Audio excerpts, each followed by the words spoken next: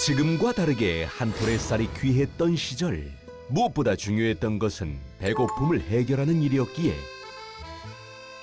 해방 직후 한국의 생명공학은 육종 연구를 비롯한 먹거리 품종 개량에 치우쳐 있었다. 하지만 현재의 생명공학은 인류의 위기를 해결해줄 가장 중요한 학문이며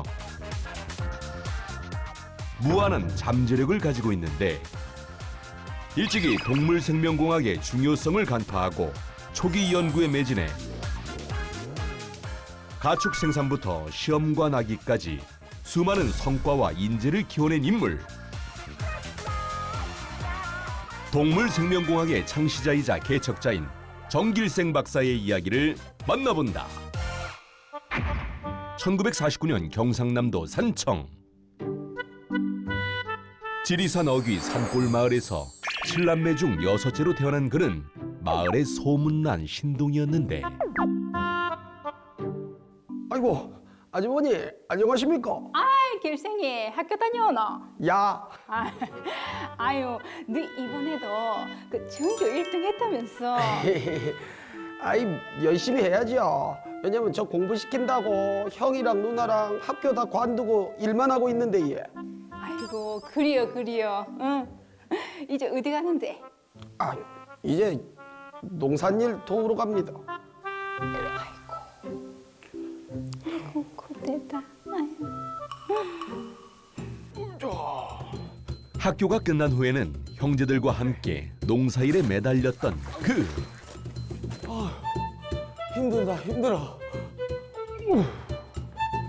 자연스럽게 농축산보다는 새로운 분야에 관심을 가졌다. 소순아, 나는 법관이 되고 싶어. 하라고? 근데 대학 갈 돈도 없고 너무 먼 나라 얘기 아닐까? 다 방법이 있을 기라고? 고마워 소순아. 그러던 어느 날 이게 뭐야? 장학생 모집 공고? 성적이 우수한 학생에게 숙식은 물론이고 졸업 후 유학까지 보내준다고?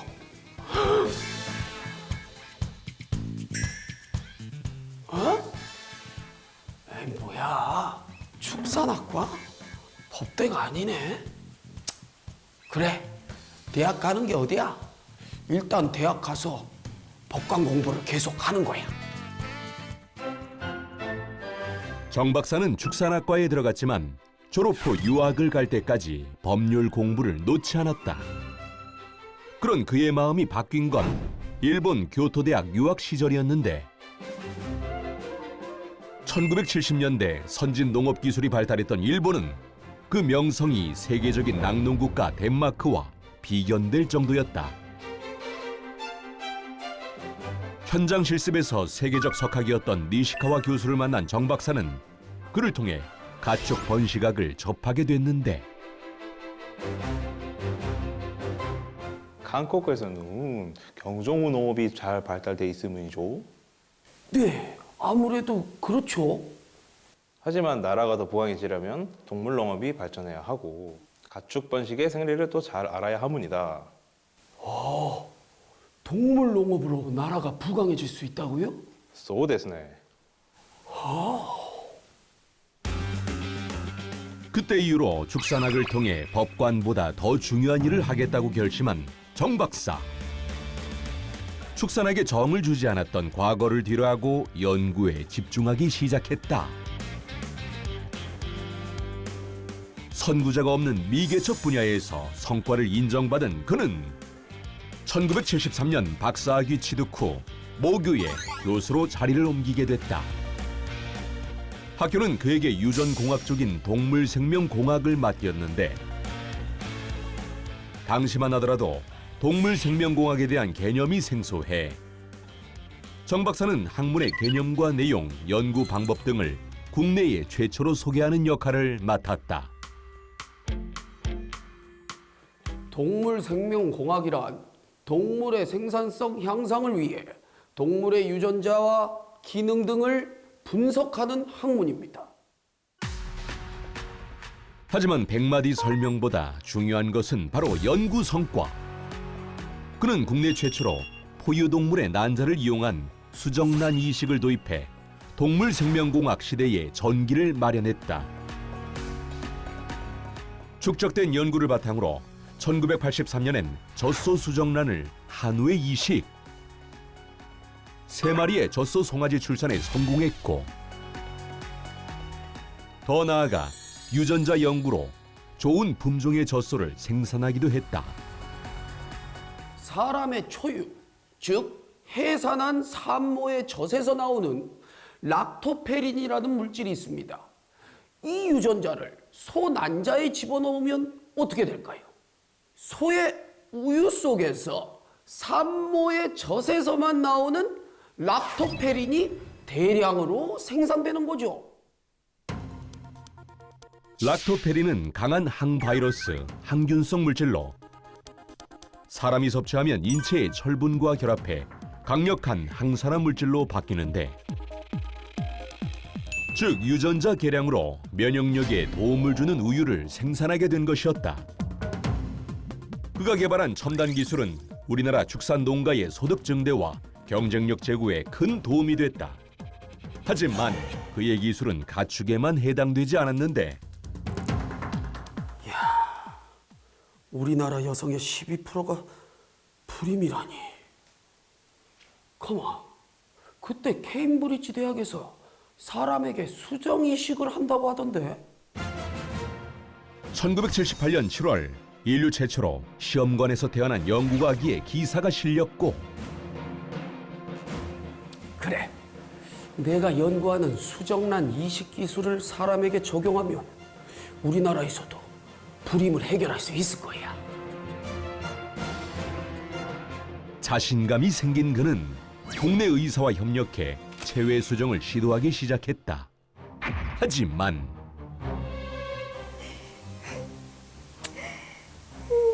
아유, 세 번째 시도인데 또 실패라니. 너무 상심하지 마십시오.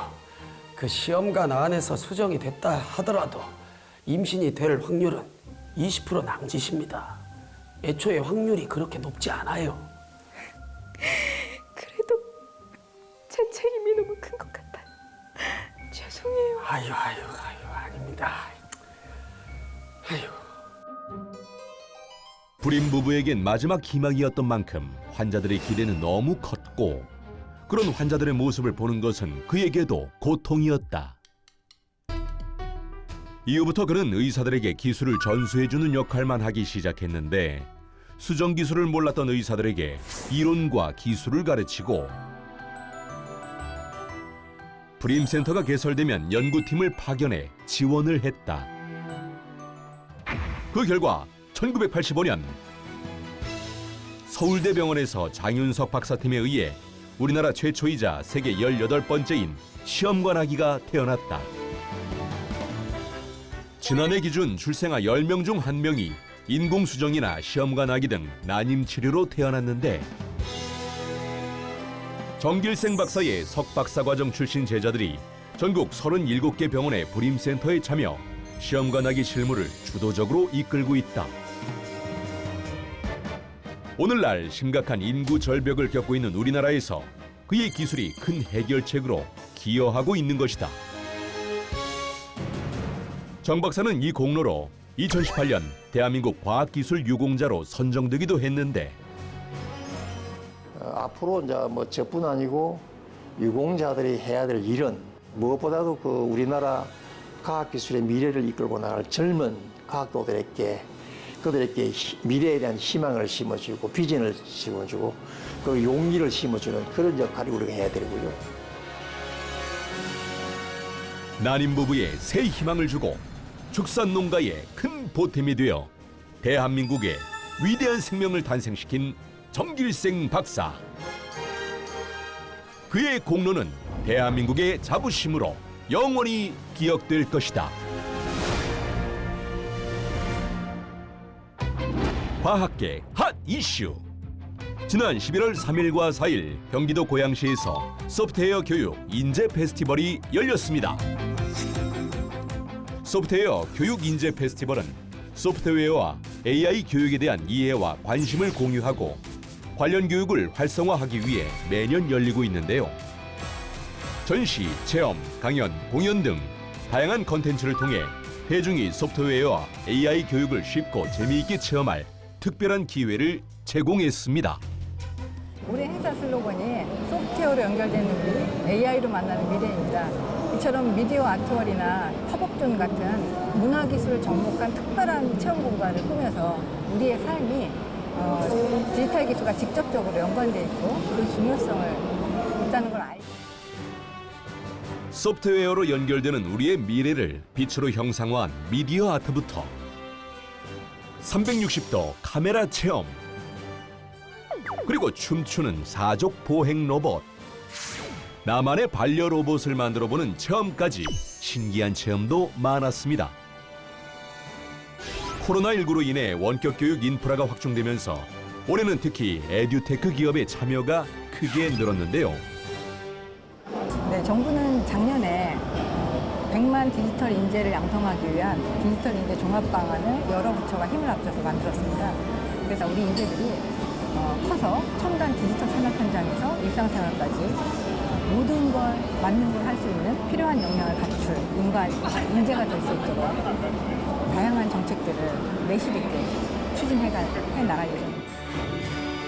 소프트웨어와 AI의 새로운 교육을 모색하고 미래의 인재를 키워나갈 소프트웨어 교육 인재 페스티벌. 내년에 또 만나요.